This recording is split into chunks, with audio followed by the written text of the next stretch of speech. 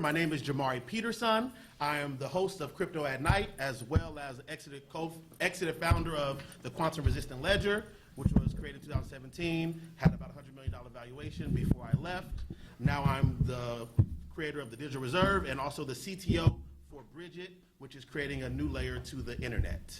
And today we're going to be talking about increasing black wealth using blockchain technology.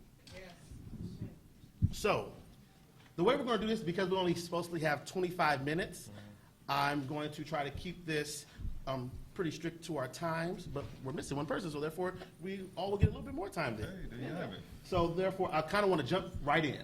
So I'm going to give you guys 2 minutes to introduce yourself and to speak how you define black wealth and the primary obstacles to its generation. Primary, so just one, you don't have to go too far. But introduce yourself. How do you define black wealth and the primary obstacle to its generation? Don't need that. Can y'all hear me? Last row? Yes. All right.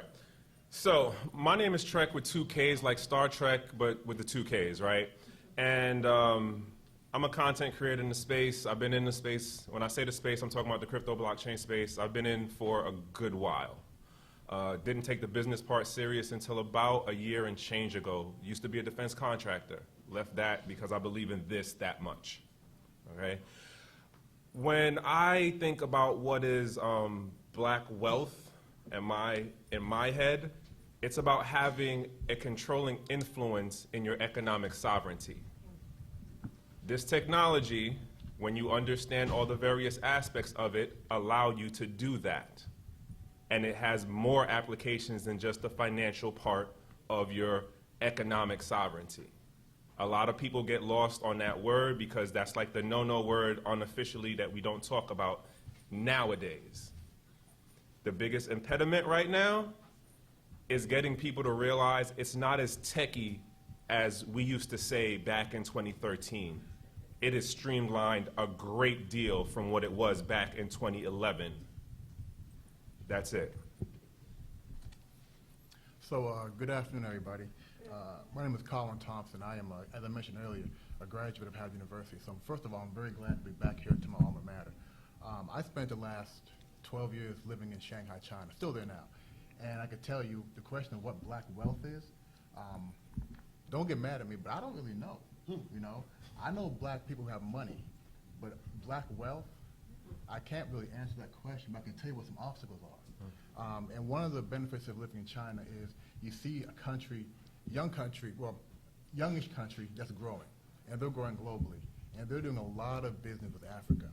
I'm heavily involved in a blockchain scene in Shanghai, and one thing that the Chinese government is really trying to do is establish stronger blockchain ties with Africa. If you don't know this, China is the biggest investor in Africa. And what happens, though, is China takes their people and puts them in China. So not a lot of Africans are actually getting those true benefits. What we're finding is China is open. They're looking for a lot of, you could say, experts in blockchain in Africa. But there's a vacuum, there's a void. So what happens is you have these Chinese companies, young companies, like the lady was saying before, you have these entrepreneurs who are 20, 21, 22, 23. They get great funding. And the only reason they're getting the funding is because the Chinese government or companies can't find any Africans who have that expertise in blockchain in Africa. Now, I'm not saying they don't exist, but there's just no way. We haven't found them. And trust me, I look for them. So I think one of the barriers, right, is we have a lot of technical people, a lot of people who are good at selling, implementing, people who have good blockchain-related jobs, but not a lot of people have blockchain ownership. And what we need to do is have companies who are employing blockchain or promoting blockchain that are based in Africa, owned by Africans. So I think the barrier is we're not on the ownership side, we're only on the employee side. And you know, if you got income, you can make money, but you're not going to make wealth, getting income. So you have to have that ownership piece, but we need to have experts at each level, developer level, consulting level, folks who can implement technology, also the folks who actually own the companies who are going to hire black talent and really make it known. Because again, we have the talent in Africa, we just don't know where they are, where the people are. Right. Hi, my name is Musa Haley. I am the founder of Revolt Cipher. We are a blockchain as a service company. To your point, I really don't know where the black wealth is, but what I know is well, don't get offended, but what it is what porn did to internet and Craigslist did to Uberization, I think blockchain is going to do to the destruction of banking. And I think where I see is blockchain has a lot of legs outside of the crypto side. I'm not a crypto fan, but outside of the crypto side where you would be able to leverage or, bring the gaps between Africa and the U.S., which we're really involved in. So some of the things that we are working on is bringing African products into the U.S. using blockchain technology. And when I say products, I'm not talking about clothing and things. We're talking about food, where there's a lot of fruits and vegetables in Africa that could be sold into the U.S. And we're actually enabling farmers to do that. That's one aspect of project that we're working on. We've tested this out of South America. It was successful, and now we're getting ready to launch this into Africa. But what I see today is here within this room, there's a lot of people with a lot of connection, a lot of influences. A lot of the people in Africa are looking for those connections that you all have, and blockchain creates that gap, or that brings that middle ground or that brokerage to enable for their products to be sold. And at the same process, you here can make a little bit of money as well, so you can pay your bills as well. That's my thing. Excellent, excellent. So what you just heard was, one for what you said, that it's the controlling influence on economic sovereignty, and that the biggest impediment is that it's not just for techies, that it's that the pathways, that the on-ramps or off-ramps have become easier for people to be able to use it and leverage it. We also heard that ownership is an important component of this. It's not just working for these companies, but it's being on the ownership, on the creation side. It's being an active participant and creator of what these communities look like. Because blockchain-related technologies are about communities, right? Mm-hmm. Yeah. Like they're about these systems. And then we also heard that it can be used in some ways to help close the gaps of our community, close the gaps between American and Africans, also between just African diaspora in general, correct, and between the supply chain components, where you mentioned food. And for me, when I think about black wealth, it's really, to me, it's the capacity to operate in a way that minimizes the friction to accomplish what people want to. We know within our communities, we have the friction of the discrimination around financing. Where we have the issues of being able to get places and have access to different resources. So black wealth is about having that capacity to do what we want to do, to be able to do it as everybody else does, to go into a bank and get a loan, to be able to transact without massive fees, to be able to get a short-term loan, to be able to buy goods, to get receipts for what you're going to ship in the future, and actually have somebody provide you the capital to do that, instead of them requiring excessive amounts of collateral to accomplish it. That, to me, is what black wealth, the capacity to do what we haven't been able to do up to this point without the discriminating factors. But to your point, though, one of the biggest issues that I see, if we're bringing wealth and we are trying to create wealth, what happens today is that we go out and buy products that are built by companies. They're not supporting this community, right? In this room, there's almost 50 people. If all 50 people can, go out and buy Bitcoin and Ethereum, whatever it is, why can't they create their own hedge fund or a private equity fund where they can put in $100 each, and they can create that equity? That's one side of it. The other side of it is, in the earlier panel, they were talking about this areas like in PG County, there's areas where there's free trade zone areas. Well, guess what's happening right now? The Chinese are actually coming in and buying those areas because it's free trade zone. So if it is a hedge fund, you put your money there into that hedge fund, you can have that hedge fund go and invest in PG County and have that economy develop. The same thing could be happening in Baltimore. The same thing could happen into Detroit. The same thing could happen in DC. See, The thing I see is we are all kind of looking at this technology as if it's not for us, it is for us. We just have to figure out how to use it.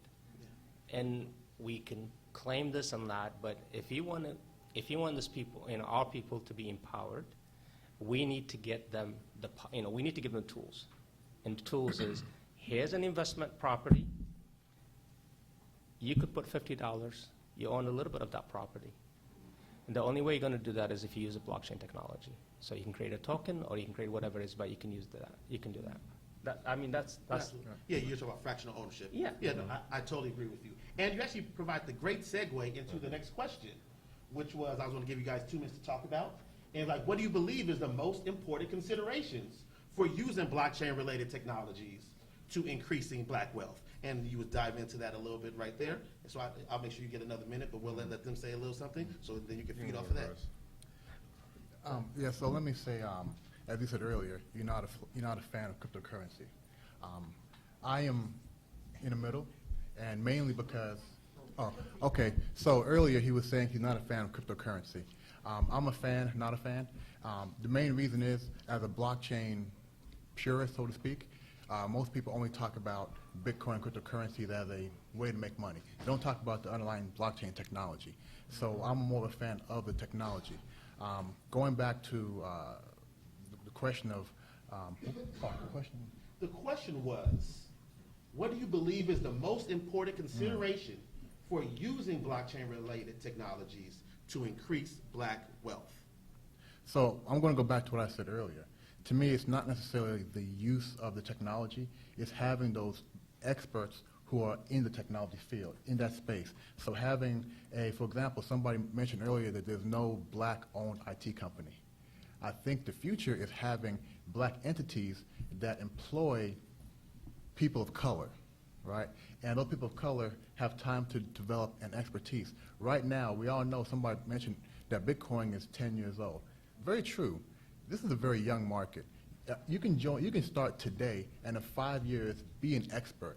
And it's hard to do that in other fields. So I think right now, the lack of expertise and people being given opportunity to, again, have ownership. So I think that's the biggest, I would say, barrier.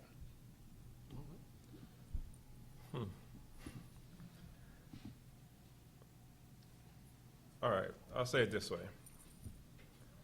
I have been in multiple states, in multiple different events, and the one thing that I have noted for people in general when it comes to this whole crypto blockchain thing is the mental barrier.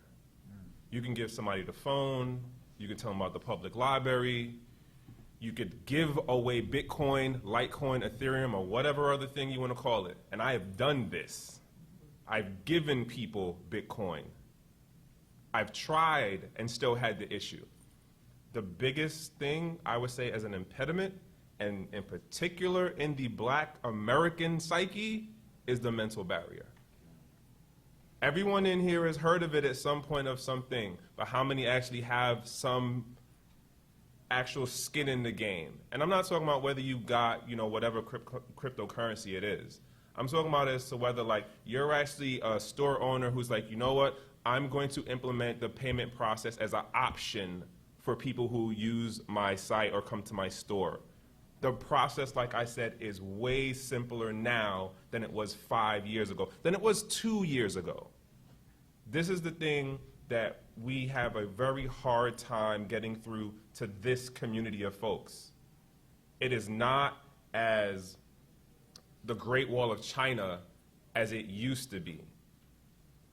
Like, I don't know how long these gentlemen have been in the space themselves, but I only can imagine if it was like my experience when I was trying to talk to people in Afghanistan when I was on deployment. Yo, there's this thing called blockchain. Hey, there's this thing called cryptocurrencies.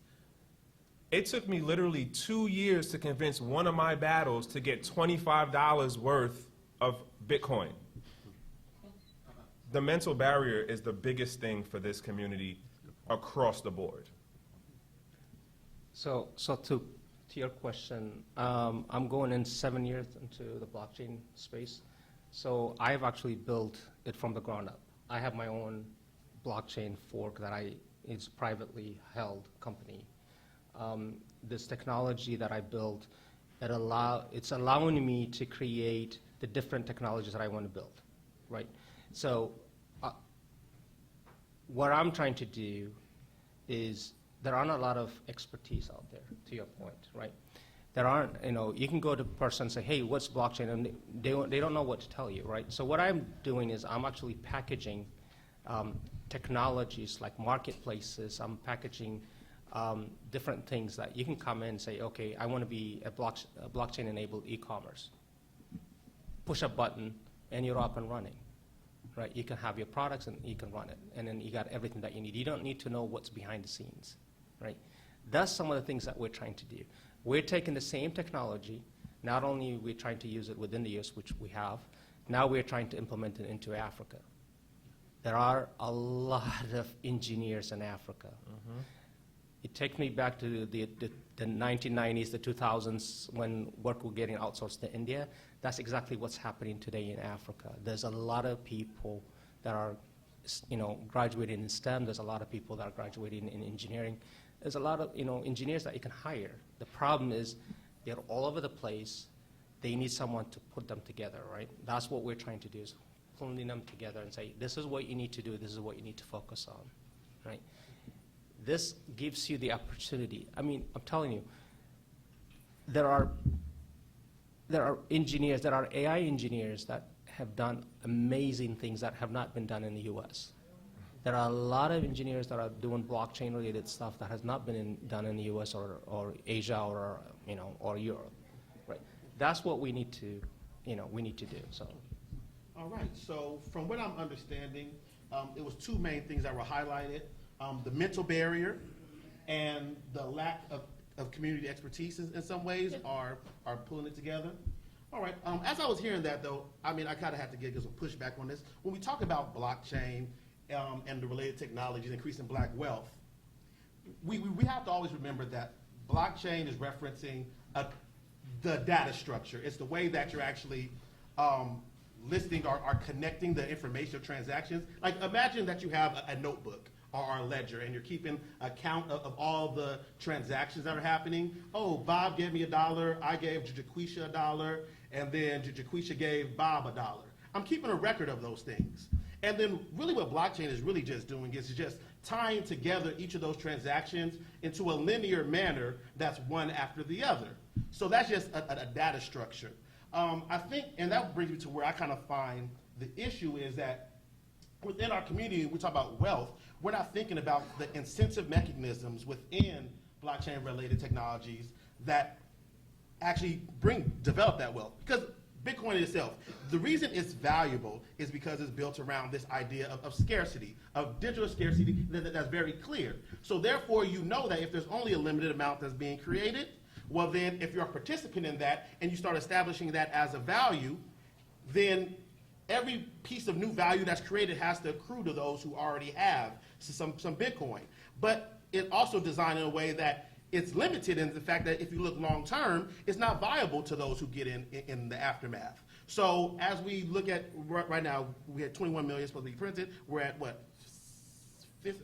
So we're at 17 We're near 20. So therefore, if you say that the rest of the black community that decides to actively become engaged in Bitcoin, there's only another 6 million that you actually can potentially mint in this time period. Majority of the value has already been created actually in regards to this closed ecosystem of scarcity. So therefore, it's not to me, the issue is that we're not, as you talk about ownership, we're not designing economic systems that reflect our own interests. Because Bitcoin might not be designed in a way that reflects our interests. And a blockchain company might not be designed in a way that actually affects our own interests. We have to design things that reflect incentives that bring us wealth. But to your point, though, I mean, as a software engineer, the first thing you got to do is find a business case and then come up with requirements and solve it, right? So if you go But is blockchain actually a science issue, or is it a community and people issue? it's a community of people issue, but there's another layer to this. See, the way I see it, it's an information sharing technology. That's all it is. Right? So what you're doing is you're taking requirements, you're taking business cases and building. So what's the biggest thing that black communities have issue with? Housing, banking, right? Jobs. Right? That's sort of the main things, right? So if you're going to solve housing, what are you going to do? You're going to go either going to go Section 8, or you're going to go to a bank which is not going to give you any money. So why can't you create your own blockchain-based banking, that you can invest in? So you can come in. I actually, there's a lady in Indianapolis who is going out and buying houses for like $20,000, $30,000. If you go to a bank today, say, hey, I want a $20,000 loan to buy a house, they're not going to give it to you, because it's going to cost them more than $20,000 to fill those forms. So what this lady is doing is she is actually buying those homes with her own money. She's bringing in investors, and those investors are actually renting the money back to those buyers, right? You could solve this using blockchain. So what are you doing? The business case is we need money. We have people that are wanting, take this money and buy houses. So why can't you go out and get 20 of your friends to buy those tokens, asset-backed coins? So they're actually renting you the money for that $20,000. At the end of that $20,000, you're going to pay whatever the monthly is it $100, $200 plus interest. Now you're not going to a bank. You're going to a blockchain-based system. That solves the problem. You could do the same thing with jobs. You could do the same thing with, Yeah, so why not, and this may be pressing back because I'm moderating it. Yeah. So why not just use a centralized database to do a fractionalized ownership system? There's a trust issue. There's a trust issue. So you're using blockchain, and then you're running a private chain? Right now, for me, I'm running private, but in this So I'm case, trusting you, right? No. Even if you're Trust trusting, and trustless is two different things. Okay, so the audience gets where this is going. People about what's going on. Because, All right. What we really used to do in the popular narrative is talk about blockchain being a trustless system. Technically, that is so far from the truth, it's like night and day. It is a trust-reduced system, meaning you do not have to have a high belief or trust in the human element, right? Because it isn't a human person doing every single transaction. It's an automated system. So you have less actual dependent on the people side of this thing. In regards to what you're saying about the trust thing, I'm in the content part of this space, right? And as that, it's all about telling stories and how you get people to develop some level of rapport and connection to you to be able to believe in what it is you're pushing to them to use or take action for, okay? Within this whole thing of like, do you go with a blockchain thing or do you just stick with what is already in place? In first-tier countries like the US, like Canada, we already have systems in place that work a lot more efficiently than a blockchain does. The only real difference here is you have to figure out how to deal with blockchain stuff as far as selling the convenience factor to people. People generally have a higher priority on convenience, right? So I'll even jump in another direction that kind of ties into all of this. Like, stop doing some symbolic gestures and actions on stuff that, quote, benefit the black community. Like, the symbolic stuff doesn't do what he's talking about. Practical solution of start the group, raise the funds together, do this thing that you don't have to go through all of the paperwork and then have X amount of regulators or local folks coming in and like doing piece by piece of taking the money from you. The smallest, simplest solution is usually the easiest thing to work. And I think we get lost in a lot of this grand gesture symbolism stuff when it comes to, well, how are we going to use it in the black community? Start simple. Address the simplest issues you have. That's how certain cryptos work in places like Argentina or like Iraq or like Kuwait. People are looking at what their regular, everyday, at my level thing is. If you want to talk about mass adoption isn't about ETFs and hedge funds and leveraging. That's rich people talking to rich people. I don't know about y'all. I am not Lamboing, I am not mooning. all right? That means I'm not banking, I'm not balling out. That's what that means. I'm a simple dude trying to make a regular thing turn into a career for me that I can then pass on to my kids. And I can help put other people on. It's that simple for me. I don't want to be the millionaire. I just want to pay my bills on time and take a vacation when I want. I'll be the millionaire for you. You could do that. That's when Uncle Sam looks at you more than me. But my point being is, when I look at mass adoption, when I look at this thing of black wealth, it's about a top-down and a bottom-up model, right? Top-down is the IRS coming at us. Top-down is the SEC coming at us. Top-down is whatever other regulatory body wants to say something about how they can get in your pockets. Bottom-up is, all right, we see 5 buildings on a block. Baltimore, case in point, is like near 50% uninhabited housing. When I first moved to Baltimore and I heard that number, I didn't believe it until I saw it. It's the simplest solutions that can be implemented at the local level. I'm not going to say there's an exact right or wrong way to do it, whether you be on a private blockchain or a public blockchain. I don't know that part of it. I just know you have the option of the technology to be able to do that. That's the bottom line key part of this whole thing for me personally. The technology is here, and it is changing at the ground level once you understand that you have the option to do it. Not, oh, you have to ask for the permission to do it. You have the option. So can I just jump in real quick? I know this thing's time's up, but I want to just get one thing in because the brother asked earlier, I've been in blockchain for about 3.5 years, and I call myself a blockchain purist. I'm from IBM, so it's we're, you know, technical nerds, right? When I got this challenge here, right, increasing black wealth using blockchain technology, the first thing I said, it's not the responsibility of blockchain technology to increase black wealth, right? Because you can substitute blockchain with sports, entertainment, and that has not led to black wealth. And there's a lot of money there. Granted, a smaller pool of people, right? But it comes back down to the community having smart financial knowledge, right? Because the worst thing you want to do is have, and I'm sorry to say it like this, have some black folk, right, invest in Bitcoin 3 years ago, right, become millionaires now, and be Lambo'd out. But their children aren't going to have any there's not that generational wealth, right? So again, make sure that we have the education first, because, you know, as you see these sports entertainers, money today, gone tomorrow. So it's more important that we understand what is sound financial knowledge and make sure the community has that before they find a way to get that wealth coming in. Lord knows I wish I had more time, but we're going to go to this last question, and it's going to be 1 minute each, tops. If you had to advise leaders within the black community about how to leverage blockchain-related tech, what would you say? 1 minute pitch to them. I'll let us start on that end.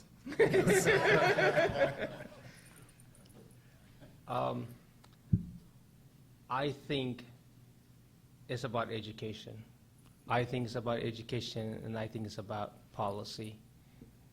You know, we don't make policies, but I think there's an issue with that. But I think educating the people is the first thing we had to do, because we are financially illiterate.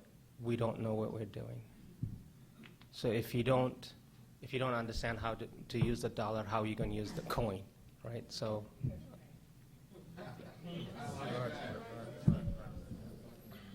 So to answer this quite honestly, I personally would not try to do that. I would refer to the sister in the back who has that database of the black blockchain leaders, entrepreneurs, right? And I would say leaders, this is the team of people you want to get with, and let them figure that out. I would say, if I was talking to black leaders, have you seen the latest Nielsen report on black spending in the U.S. and what the next generations look like? Everyone else is putting their money on black. Why aren't you? I know for me personally, I would tell them there's two parts of the conversation we have. There's one, how are we drawing our community together? Like, how are we finding common values but between each other to actually transact around? Because we can create our own currency. We can create our own systems of living, our own economic systems now. Like, there was a time when there was localized banks. And before we centralized into this one big bank of the Federal Reserve, each bank could create their own money. We can do that now. What looks good for your community? What will work to empower the people around you? I would talk to churches. I would tell them, hey, like you believe in the Acts 2 church, you can build that with this technology now. You can literally enact the Acts 2 church with cryptocurrency, with blockchain-related technologies. You can design systems that match your economic values. And I would tell them, do it, make it, build it. Take your flock, take your community, and build what it is that you believe in. Because that's the age we live in. We can live in an age where we can build what we believe in. But that's our time. Thank you. Oh, and let me look and see if there's any Slido questions real quick. Slido questions. On the mental barrier,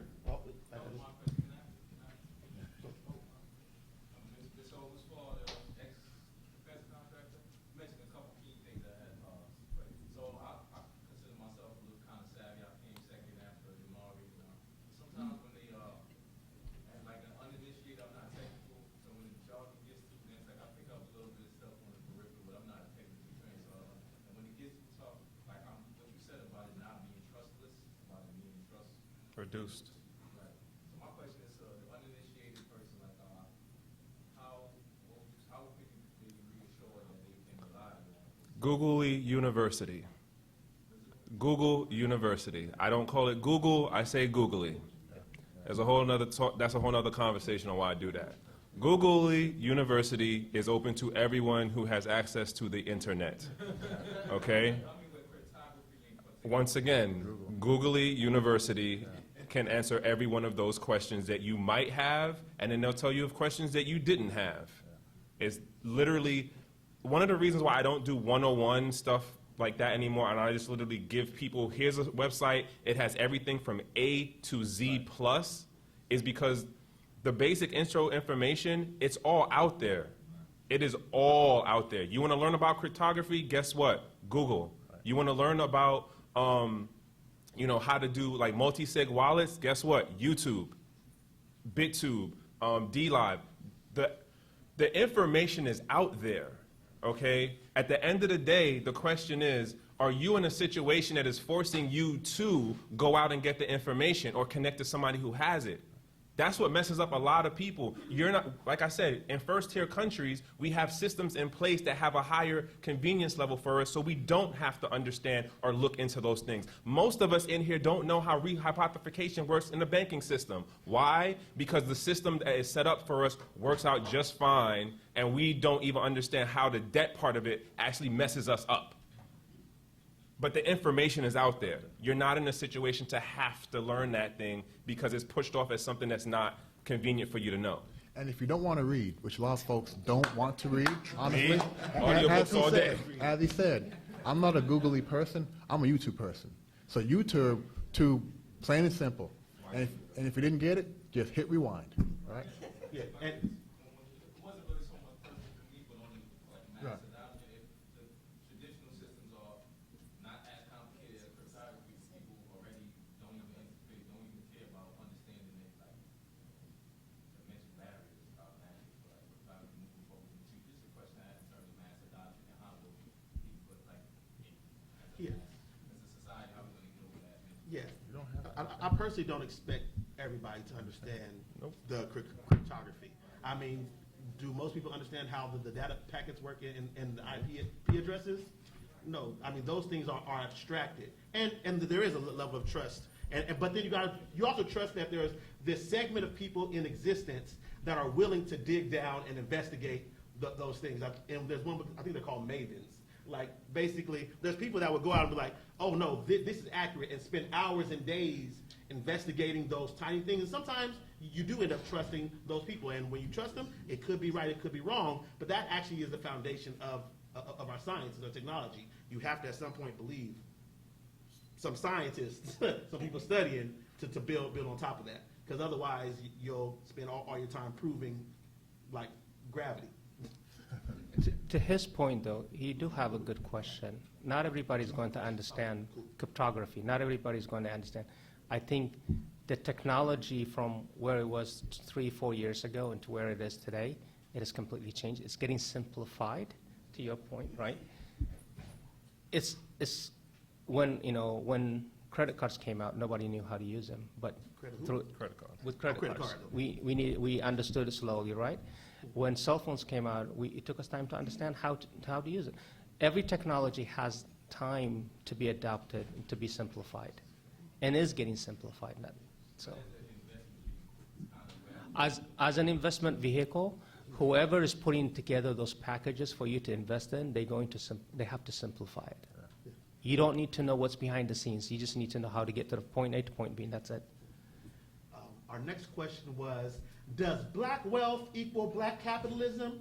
If not, how do you use blockchain technologies to build something different than black capitalism? I personally don't believe I that black don't. wealth necessarily equals. I don't think one is equal to the other. So I live in China, and China is a capitalist country. Well, let me say it again. Socialist. It's a cap. Yeah. It's a different version of capitalism. I'm sorry, communism. It's communism capitalism. It works though. It works. Quite frankly, it works. Again, how do you utilize? I'm sorry about that. How do you use blockchain technologies to build something different than black capitalism or capitalism in general?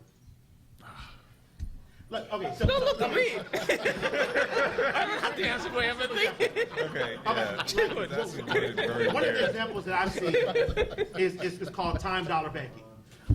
Time dollar banking is a system where it's like when you work an hour, that's worth an hour of time. When I work an hour, that's what we're working an hour of time. So therefore, we transact based upon our man hours. Whether your skill set is nuclear physics or my skill set is mowing lawns, your time is equal to the value of my time. That's a time dollar system. It's not built in the capitalistic structure. It's built in a system of sharing your time and of interacting and transacting on that basis. That's one example of a non-capitalistic structure within blockchain-related technologies. Like I mentioned the Acts 2 church. I mean, that one is a form of socialism, communism, should share community wealth.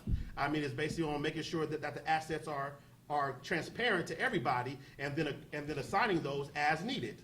You can do that with blockchain-related technologies. It's actually best suited for that because now you have a digital list of all your assets as well as how they're being transacted, and you can make sure that those are balanced out equitably.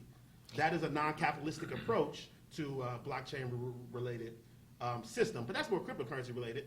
You also have things that don't have nothing to do with money. You have things like governance systems like Aragon on Ethereum, where it's not about a capitalistic structure. It's about how do you come to a consensus among multiple people and have systems and operations that meld into a cohesive system.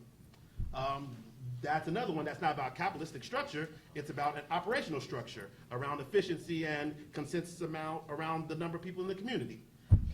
Did that kind of make sense? So let me put this one. No. What about if you take the concept of a Groupon, right? He said no. Take Groupon, for example. Yeah. When Groupon get created, you have to have 50 to 100 people that will buy this bottle of water, and then the price goes down until 100 people meet that requirements. That price is not going to get executed.